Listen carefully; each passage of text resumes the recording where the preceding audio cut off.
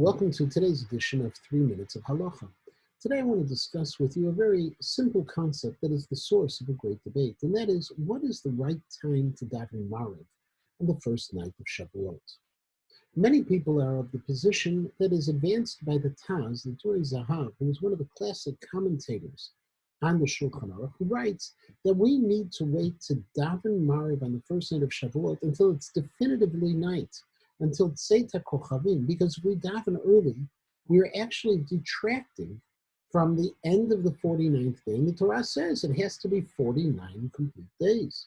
This, too, is the position of the Mishnah Berurah, who quotes the Taz when it comes to the question of when we should daven. Nevertheless, the Magen Avraham disagreed. And Rav Avram Gumbiner, in his Magen Avraham, writes that what you have to wait for is Kiddush. That Kiddush is the determinant of the beginning of Shavuot and not davening, because we find that you're able to daven early all of the time.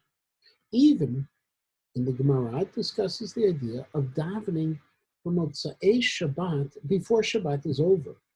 Not a common practice, but something that has a basis in Halacha.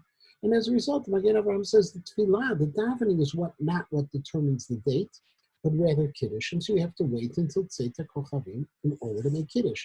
That was also the position before the Magen Avraham, of the Shlach HaKodesh and the Chodesh as well. However, the Yosef Ometz and also the Korban Netanel disagree with the Magen Avraham and with the Taz, and actually say that you're allowed to make Kiddush even earlier.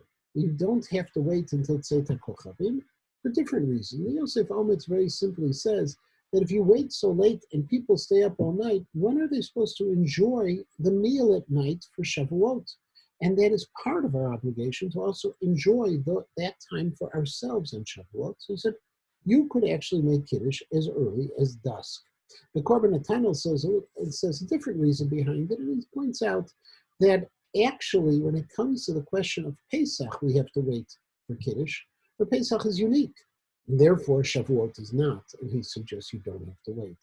Nevertheless, the two predominant positions are either the Magen Avraham or the Taz, either waiting to daven Maariv until it is time for Tzeta Kochavim, or waiting for Kiddush until Tzeta Kochavim.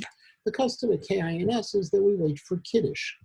Interestingly, there may be another two reasons behind this. The Maariv suggests that the reason why we wait has nothing to do with the Sphira and making sure that the 49th day is complete, but rather is an outcome of a pasuk where it talks about Shavuot being the Etzem Hayom Hazeh, that it has to be clearly in this day, and as the Maariv explains in Vayikra, clearly in this day, in the case of Shavuot, and from within the context, means it has to be definitively night. And there's a unique halacha, therefore, about Shavuot to wait because of the nighttime that Shavuot requires, and not because of the Sphira. Laharot Natan, in his Sheilot Tshuvot, Rav Natan Gestetner, says actually a completely different reason that reaches the same conclusion, that the reason we need to wait has nothing to do with Sphira, but has to do with the fact that Shavuot is the only holiday which doesn't have its own independent date. Nowhere in the Torah does it say that it occurs on Vav or Zayin Sivan.